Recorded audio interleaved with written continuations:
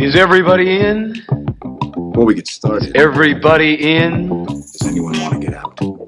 Everybody. I don't have to tell you things are bad. Everybody knows Ceremony things is are bad. about to It's a begin. depression. Everybody's out of work or scared of losing their job. We know the air is unfit to breathe and our food is unfit to eat. We don't go out anymore. The dollar buys a nickel's worth. Banks are going bust. Shopkeepers keep a gun under the counter. There's nobody anywhere who seems to know what to do, and there's no end to it. We sit in the house, and slowly the world we're living in is getting smaller, and all we say is, please, at least leave us alone in our living rooms. Let me have my...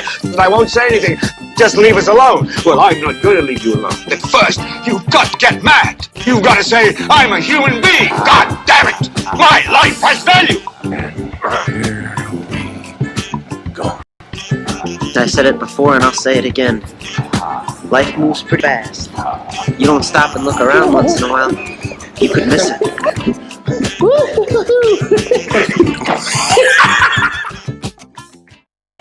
Is everybody in?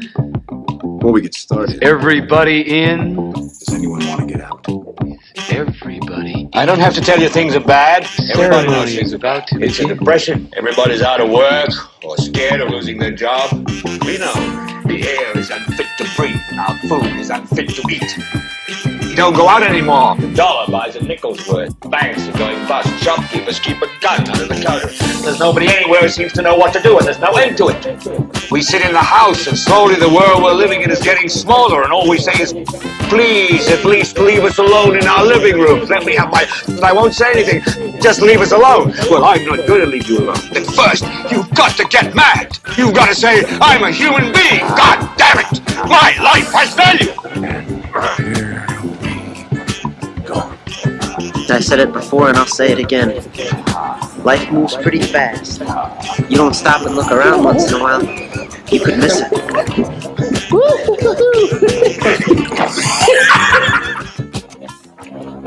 Testing. Check, check, mic check. Yun. Good evening. Mic test. Tignan natin kung gumagana. Pa-comment naman kung may audio. Pa-check lang please. Thank you. Hindi ko madinig eh. Hindi ko makita kung may audio ba ako o wala. Sa apat na nanonood, 3 na lang pala. Thank you. Good evening. Welcome to another episode. This is number 18, Random Thoughts in the Pit 18. Sorry for the long pause. I haven't been able to broadcast for I think 2 weeks more or less. Visiting relatives, number 1. Number 2, the continuous issue of power outages here in Iloilo. So again, thank you very much for tuning in and staying with us. Thank you very much. So for tonight, we'll just have a short discussion. We'll just have a short conversation about the Zeigarnik effect. Why should we pay attention to it? Doesn't even have anything to do with us? Why should we even be aware of it? From the manual on psychology, it says that Kurt Lewin, in the 1920s, a psychology professor from the University of Berlin, noticed a peculiar activity. Maybe it has been previously noticed by other people, but they didn't give that much attention to it. So I think it's also, how do you say that? It's something we see each and every day, not only in ourselves, but maybe also others. It's more of how people remember certain things as long as they haven't been completed yet. So going back to that story, it all began when Kurt Lewin noticed that waiters in the cafe that he was frequenting at the time were able to, as they say, like perfect recall. They were able to recall the orders of the people around them, people asking for their order. As long as they haven't paid yet, the waiters were able to remember exactly to the letter every single item on that orders list without even having a pen and paper. So when it finally came to his time, he asked the waiter if he could recall the people's orders after they paid. The waiters showed that they were having difficulty recalling the orders once they have been paid. So they dug into it, they spent more time, this repeated behavior. So there's a paper out there published by Dr. Zeigarnik and, of course, Professor Kurt Lewin. So if you have some time, you can look at a more in-depth and scientific explanation about this. So at the time, like I said, they were wondering how this was happening, what were the situations behind it, what were the motivations and things like that. So for me, I'm just looking into this, seeing it as something, as an instinct that we have, I believe would be necessary. And as always, it's something both positive and negative. So we'll start with just a few things. Have you ever wondered why women can't seem to let go of certain things? You know, seeing things, not finding closure on things, like always going back to the past, things of that nature, you know. Or men, sometimes it also happens to men, so it's not localized to um one type. So I think it's useful for us to be aware that our memory is not solely based on instances. Certain things affect and contribute to the way we remember things, like the stress, the anxieties of the time, and also our emotions at the time. Okay. So some people, like what's this, have trouble sleeping, insomnia. So there are some biological causes of this, there are some physical issues that contribute to it, but most often than not, it's just our mind trying to maybe resolve something that we have forgotten, we have tried to accomplish for that day, that we were not able to. So maybe it's trying to help us remember tasks, and this is a involuntary recall. If you'd like to participate, just let me know. I'd love to hear your thoughts about this. Sam, good evening. Good evening. Shout out Sam Dangazo. Good evening. So maybe we could use this to leverage. Maybe we could use the Zeigarnik effect to leverage productivity. Maybe we can try to use this as we find ways to remind ourselves about things that we have struggles with, especially with so many inputs that we come across with each and every day.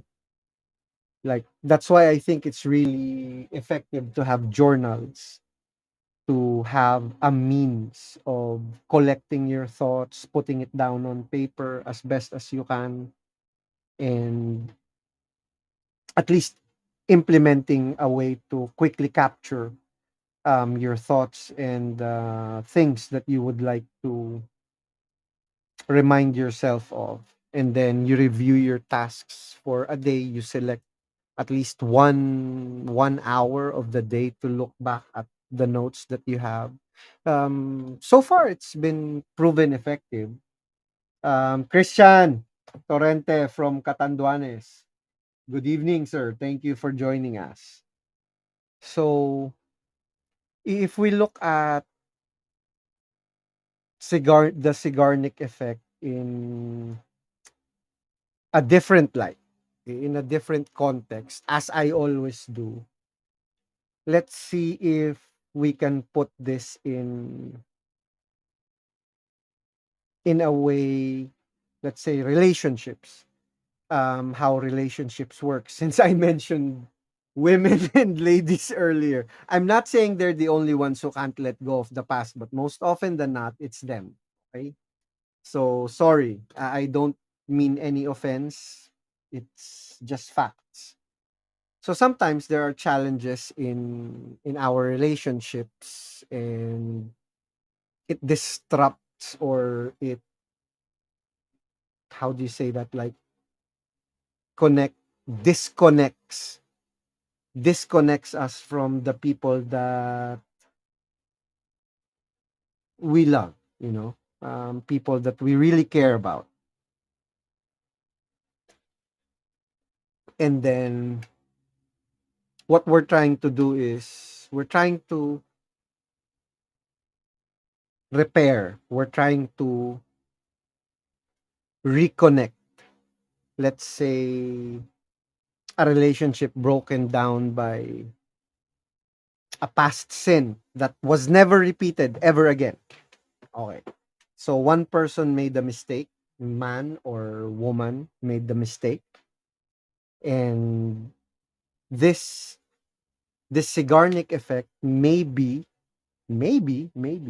I'm not sure, I'm not 100% sure, but maybe, since we don't have any closure on the situation, on what happened between the two of you, or maybe we choose not to have any closure on this, it keeps reminding us. It keeps reminding us. It keeps going back to us. It keeps reminding us about the traumas of the past, or the unfulfilled, or un unresolved situation. Hi, Ma'am Tigress. Good evening. So, from what we're looking at, there is definitely a need to have that particular closure so that we can move on, we can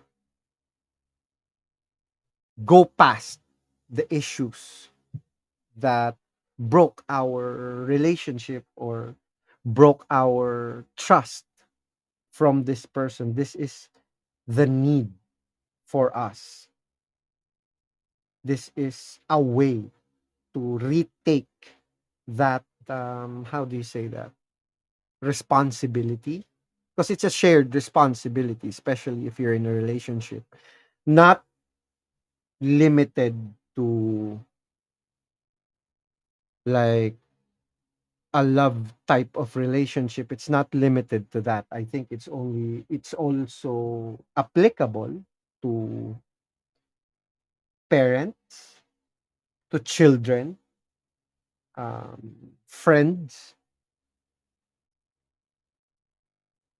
So I think it's a critical way to have, it's a critical process to form this healthy and trusting, at least, relationship. We have to have this partnership that expresses and takes responsibility for what happens. We have to have that honest closure about things that happen. I keep going back to that because it's a loop. So we have to close the loop. in some way so that we can break this. So knowing that we recall things better than when they're unresolved, it's more likely that we just keep going back to it. It'll never, it's like a wound that never heals because we keep scratching at the scab, not allowing it to fully heal. So we'll have to continuously show up.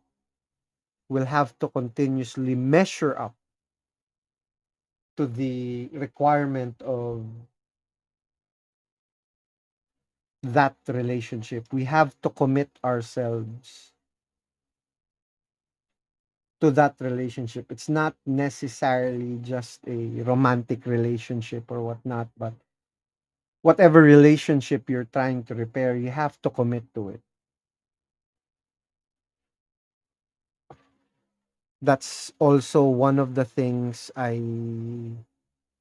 can say I'm fortunate to have with my wife, because whenever we have these types of rifts or misunderstandings or whatnot, we've already, maybe it's because we both come from, no, we have two different thought processes, but we have this mutual respect for each other. We don't force.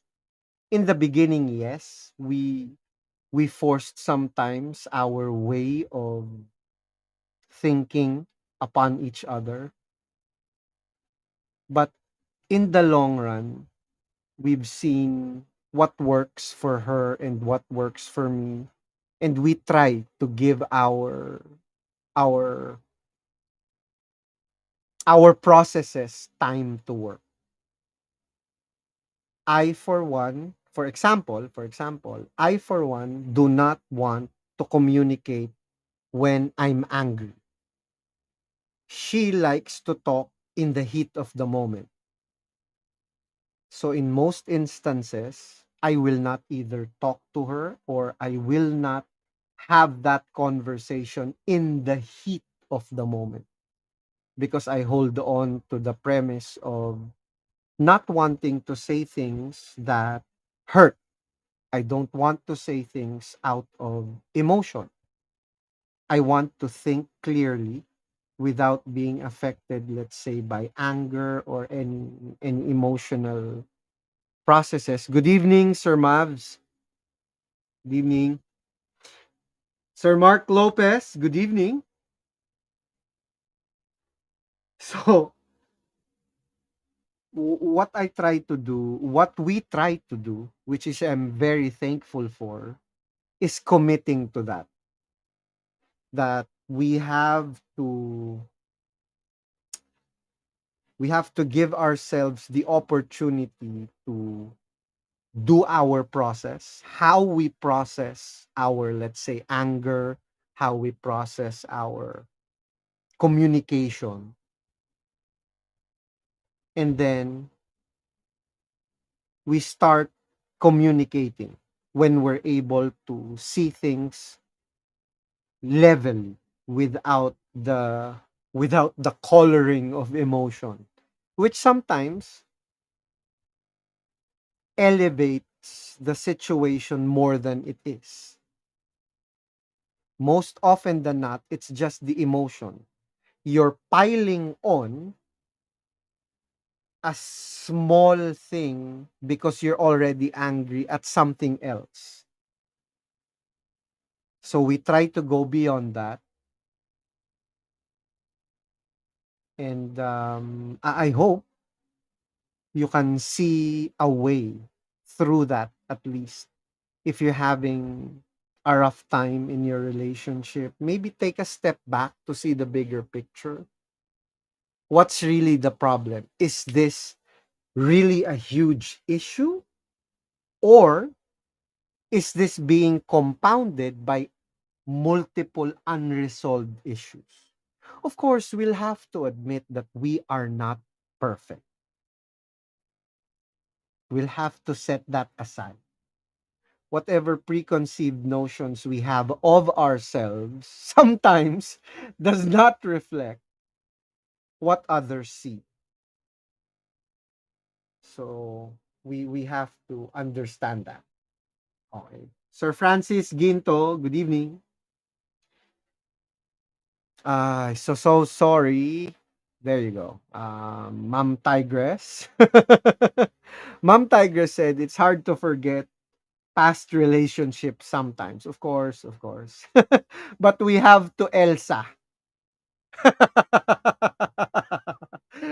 We must Elsa. We must Elsa. We have to let it go. If it's not going to help the process, we have to let it go. We have to let it go sometimes. So so in order to do this, what we're trying to do is we're trying to resolve healthy relationships modeled in communication.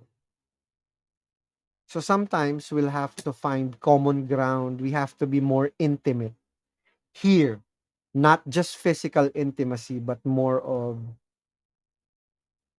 intellectual intimacy as well. Okay?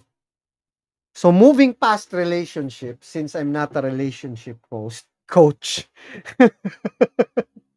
um, this is just my thoughts on. I think it's just a perfect example. That's why sometimes they call women archaeologists, but some men are also archaeologists. So so we'll move on. The Zeigarnik effect also has some applications in the most recent history. This is not again limited to relationships only. We can see this. We can see this concept being used in like headlines, the incomplete sentences or incomplete thoughts, movies without closure that leave thoughts in your mind, and then also creating cliffhangers for stories. Let's say books or podcasts. Sometimes they leave it with a cliffhanger so that you're hungry for more. And also games, wonderful example. So some of these are clickbaits, something like that. So it captures your attention. It leaves that nagging thought in your head that you want to go back to it at some point. Yes, ma'am. My live is connected on Facebook also. Yes, ma'am. Yes, ma'am. So sometimes the Zeigarnik effect. Sir, Sir Baronga. Good evening. Good evening. Good evening, sir. Good evening. So we have to look into this as well, how we are being influenced by the Zeigarnik effect. It's Zeigarnik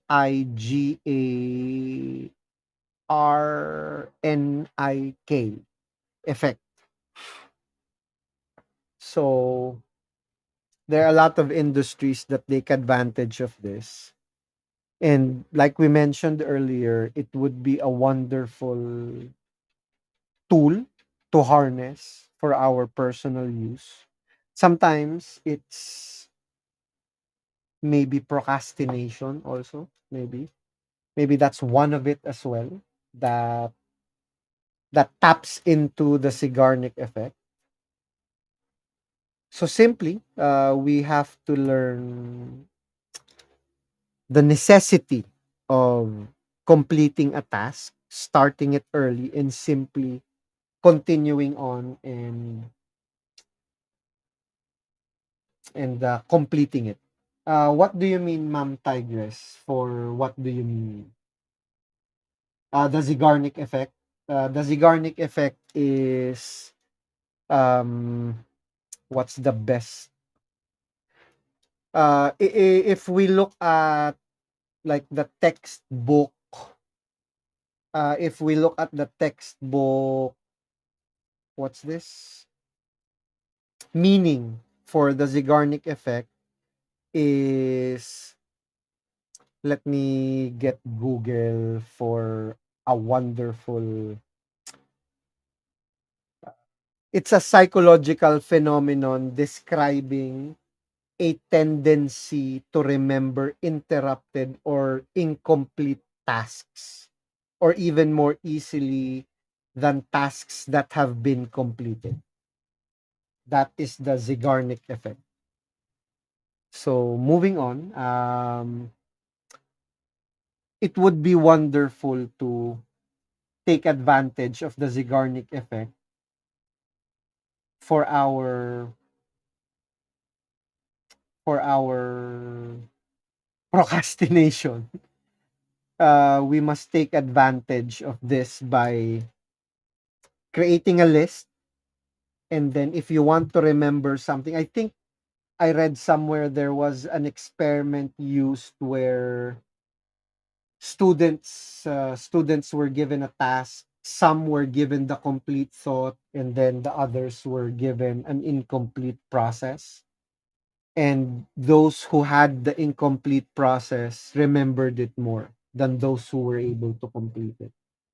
So good evening, Buhok. Good evening, Sir Coots. Good evening.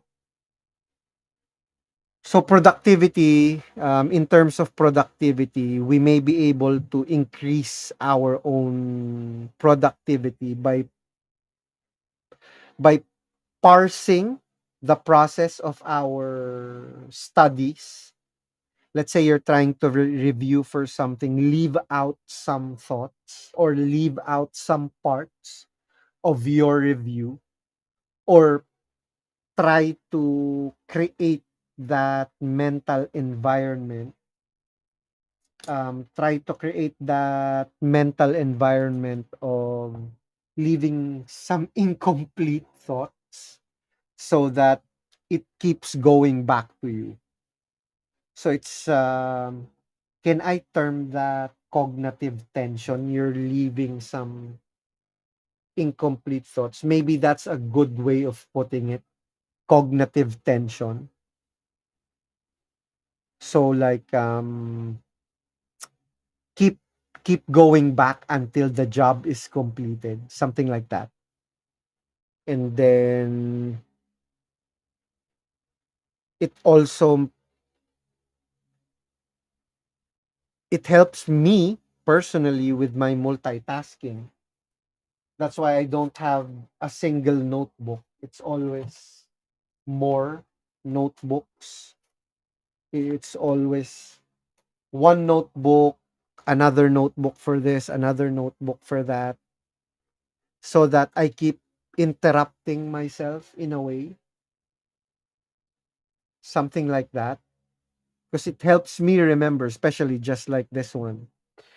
I did not complete my research for this, so that some parts of some parts of it I retain, and then I just keep going back to my notes as we go along. If you notice, I am looking at my notebooks. I hope you can notice that I don't memorize any of this. So maybe you can design your own study sessions, like an hour for this, parsing it out. So appropriate breaks involving unrelated activities, things like that. So try to give it a try for like 1 month. Maybe it may help you reflect, consolidate. Hopefully, it can. Hopefully, it can help you in your process. Now let's move on to something more important. Negative consequences. Yeah. Mental health. Let's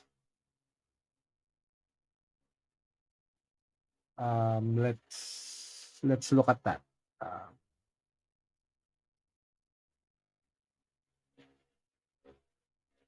Kuya Ayoy, good evening. Good evening. Ace, good evening. Ace.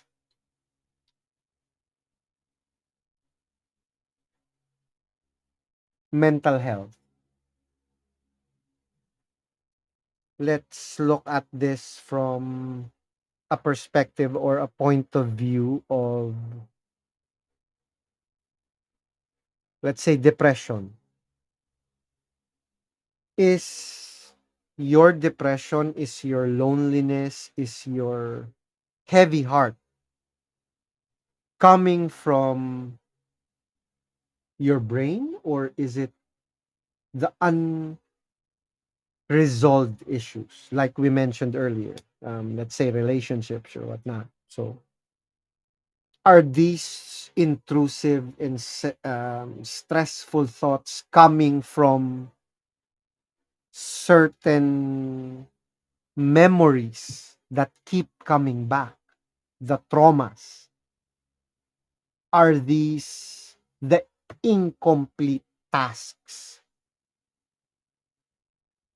Is the pain or that numbing pain that you have emotionally coming from the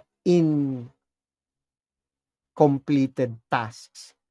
What I mean with these incompleted tasks are the negative experiences that you have, the trauma that you don't want to resolve in a way, unconsciously. Maybe you want to keep it fresh because nobody wants the pain, but sometimes people don't want to forget. Nobody wants to remain in nobody wants to remain in pain, but nobody wants to let go. It's one of the most I just can't find. I'm really sorry. I'm not laughing at the situation. It's just I just find it inconceivable sometimes, or I'm trying to parse it out in my mind. I'm trying to understand how this happens. Is it the emotional reassurance? You want to keep it fresh so that it won't happen again, and yet the unintended consequence. Good evening, sir. Good evening. Good evening. Good evening, Francis. Good evening, Sir Rain Mutok. Good evening. So, are we holding on to the razor so that we can know that the pain, like feel alive or whatnot, something like that? It's really hard to explain. Sometimes, one example,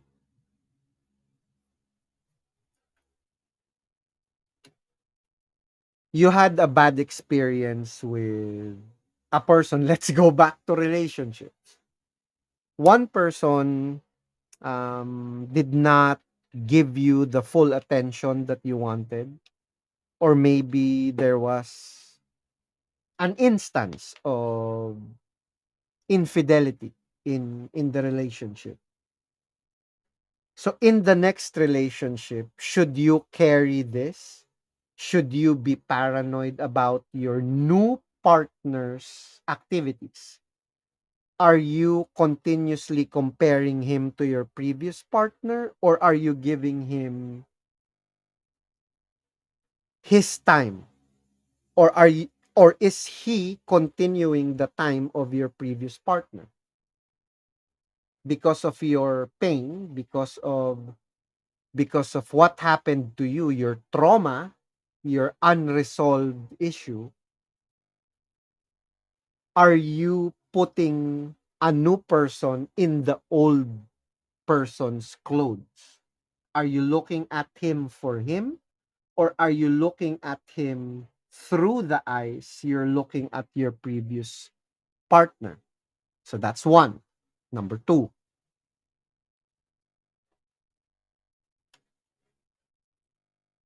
physically.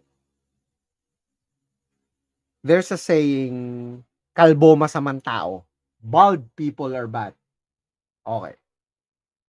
So this is a joke. It's a joke but has a deeper level to it. Sometimes we look at things skin deep. So we don't try to scratch the surface. Whenever we meet someone of the same physical or with the same attributes of someone or some person we previously interacted with, we prejudge them, the preconceived notion. We're putting other people inside the box. Tattoos, for one. There was a general consensus before that people who have tattoos are criminals. Good evening, Ma'am Cassie. Good evening. People who have tattoos are bad. People who have tattoos are not supposed to be trusted or things of that nature. But it turns out they're just people who express themselves. So that's one thing. There are many ways that we can see this and we can apply this and help our situation. Let's say you had trauma in the past. Let's say during your childhood, you were beaten while you were young, things like that. So sometimes unconsciously, we carry this with us because we don't want to give it closure. We don't want to give it its due. We don't want to leave it as a closed story.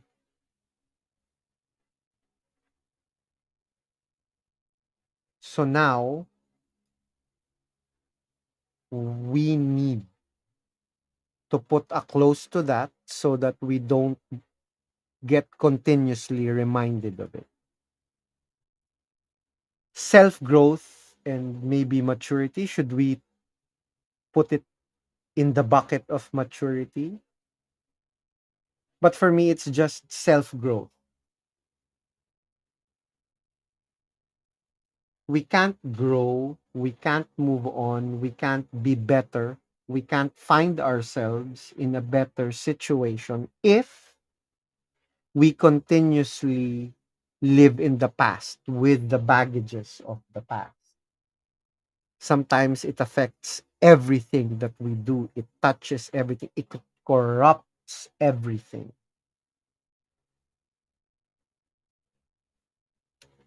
So maybe, just maybe, it would be a good practice to take note of these things instead of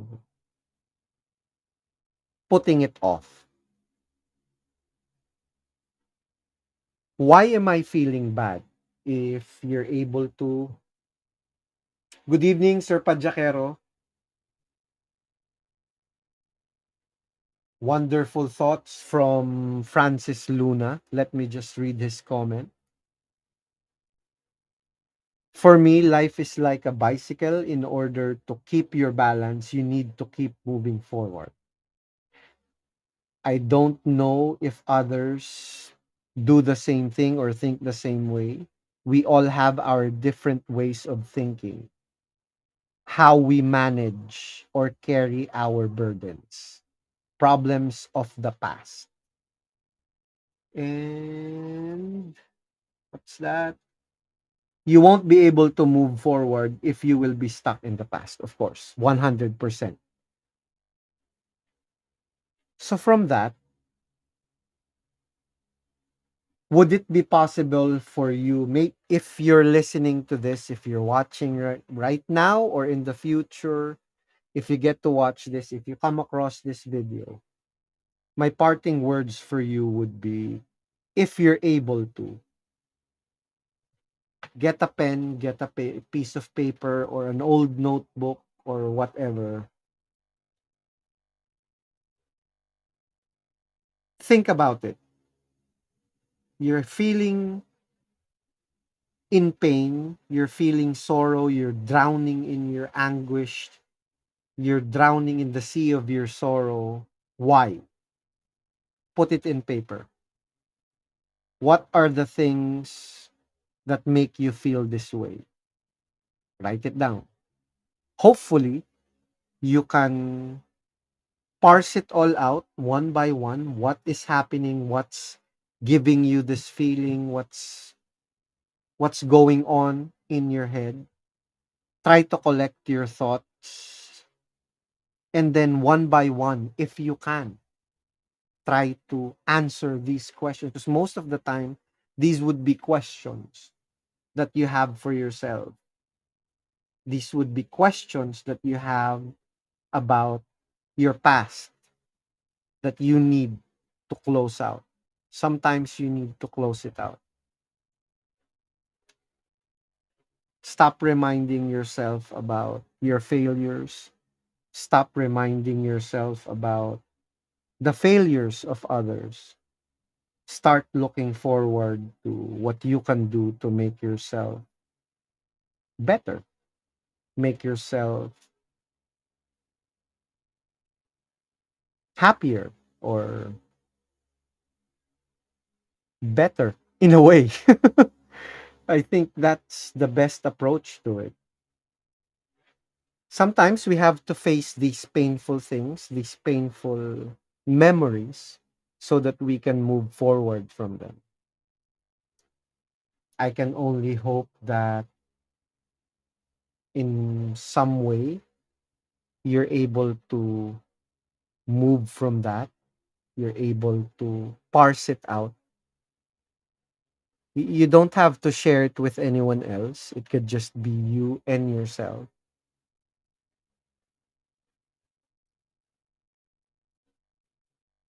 We sometimes are too critical of others, forgetting that we need to be critical about ourselves also. Sometimes it's the other way around.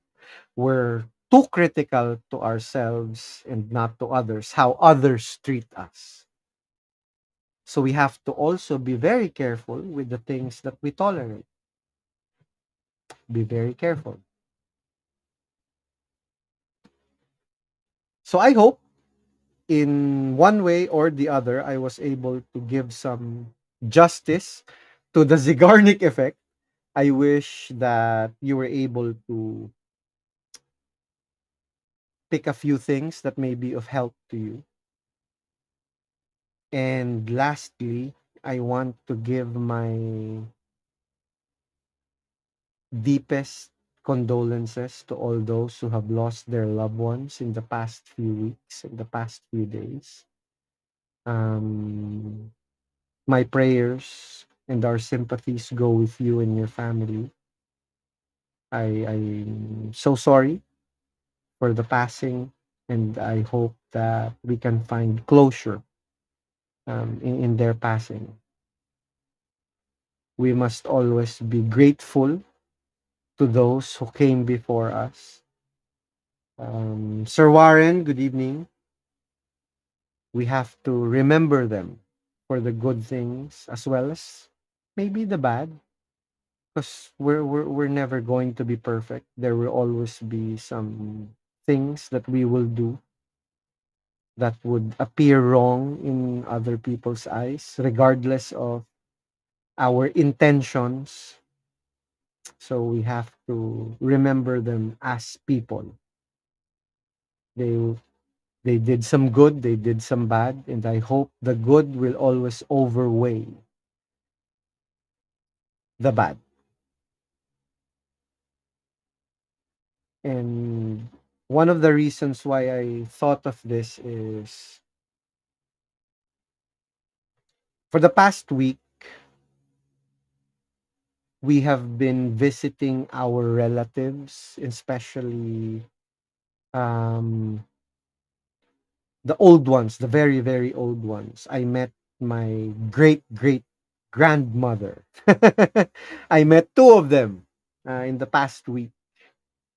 And it just reminded me of how wonderful life is. It reminded me that because My two great grandmothers are living in a totally different environment. One is living in like the deep province, one is living in the city. They both have different situations physically. They're both frail, but not that frail. They are all mentally sharp. You can ask them about 40 or 50 years ago, they would be able to give you names of people. They can recall almost every instance. So I'm just thankful of that. They're not very, very sick, although I think it's just physical weakness because of their age. Now, one is required to be bedridden. She can't stand up anymore. She can't move around as spryly. The other is very, very um, physical. She is still able to walk around. She's able to at least in some way take care of himself take care of herself in a limited capacity because she's blind on both eyes. And I see them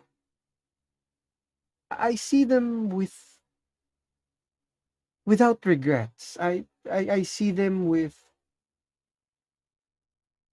contentment. I see them with satisfaction of the life they have lived. And I can just stand in awe of them being able to come into terms. I think, of course, there would have been many, many situations in their life. Of course, there may have been some things that they may regret, but they looked and felt that they were okay, that they could move on without any regret in their life. And they were very happy that we were visiting them. They were very thankful. And I can only hope that I can only hope that we can find that as well. That we remember them for not for the bad, but for the good that they have brought in our lives continuously up to the time that they have left. And hopefully we can look at ourselves as well at the same light when it's our time to move on. Did we leave any ill feelings? Did we leave any ill will to our kin, our friends, or whatnot? Any? Have we left any unresolved issues? Would it be possible for us to reach out if we haven't spoken to if we haven't spoken to, let's say, our brother or our sister, if we haven't spoken to a friend, would it be too much to reach out, to at least just give closure to that in a way, just to close that loop, be the better person to just say, I'm just done. Whatever has transpired between us, that's done. And then you move on.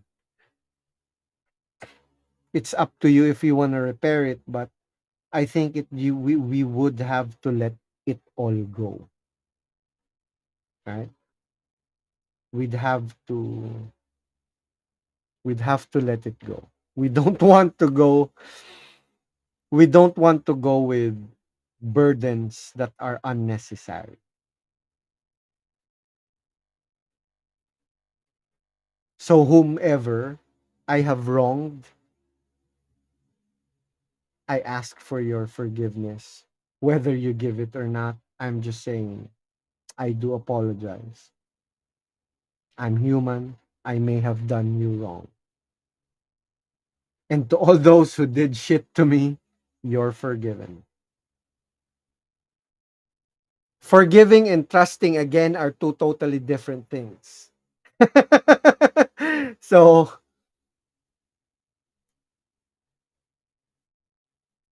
that's just that. Maybe we'll leave it at that. You can forgive and move on. Not necessarily forget. Maybe it's just forget. Just forget about it, man. Just forget about it. So don't carry. So that these are the parting words. Elsa, number one, let it go. Some burdens we carry with us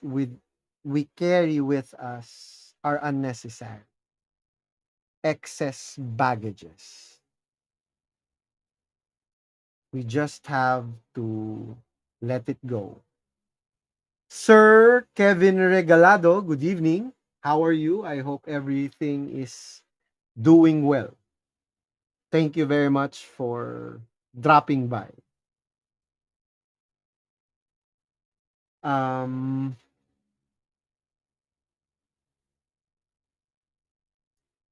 yeah, of course, of course.